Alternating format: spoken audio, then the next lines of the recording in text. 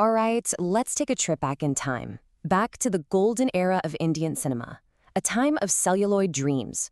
We're going to explore the life of an actor who wasn't just a star, he became an absolute legend. So picture this. It's the 1960s, and Indian cinema is absolutely buzzing. A new face appears on the silver screen. And this wasn't just another handsome hero. Nope. This was an actor who had it all. The charm, this raw strength, and a real depth of emotion, all rolled into one.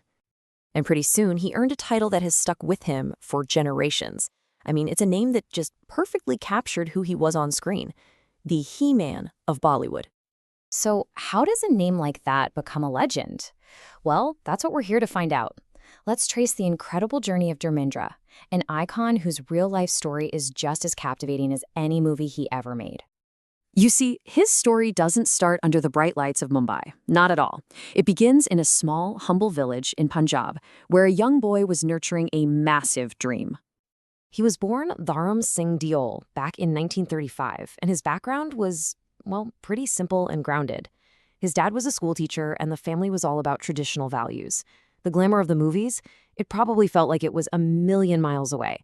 But you know what? That distant world was the only one he was determined to conquer. And then came the turning point. In 1958, he won the huge Filmfare New Talent Contest. Now, this wasn't just some award. This was his golden ticket to Mumbai. Just 2 years later, he made his debut, and a brand new star officially began his climb. The 1960s, that was really his training ground. He started out as that perfect, romantic hero, you know the type. But he quickly shattered that image, proving he was so much more than just a handsome face. He was a true artist with incredible range. I mean, on one hand, you had the charming, sensitive hero in films like Bandini. But then, bam! In 1966, Pool or Pather came out and completely changed the game.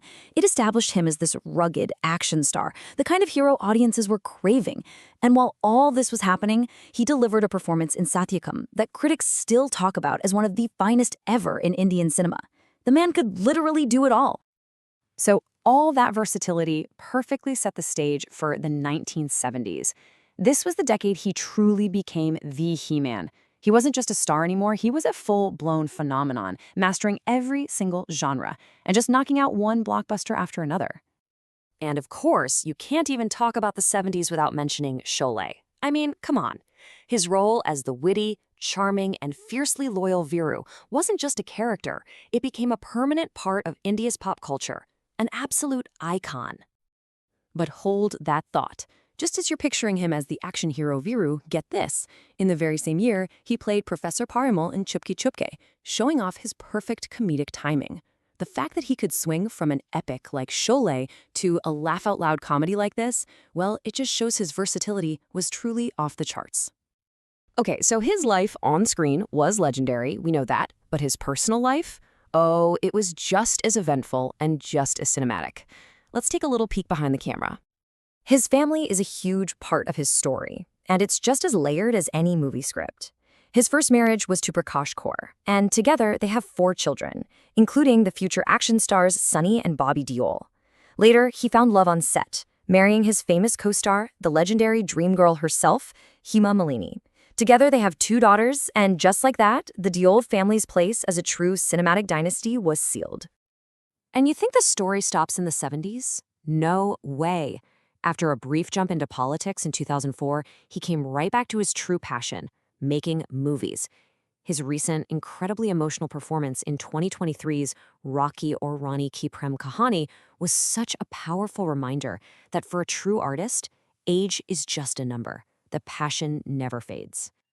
So what does this all add up to? Well, it's a legacy that is truly immortal. One that's recognized not just by awards and honors, but by the unwavering love of an entire nation. And in 2012, that recognition became official. The government of India awarded him the Padma Bhushan, which is one of the country's highest civilian honors. It was really a testament to a lifetime of cinematic greatness. But as incredible as that award is, for Dharmendra, the real honor, the thing that truly mattered, was something else entirely.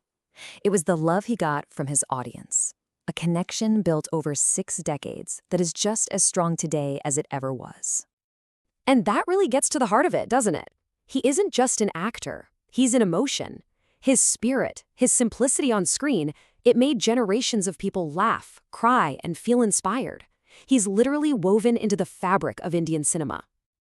So I'll leave you with a question. From the charming Viru to the hilarious Professor Parimal, which character from this immortal He-Man lives on most vividly in your memory? All right, let's take a trip back in time. Back to the golden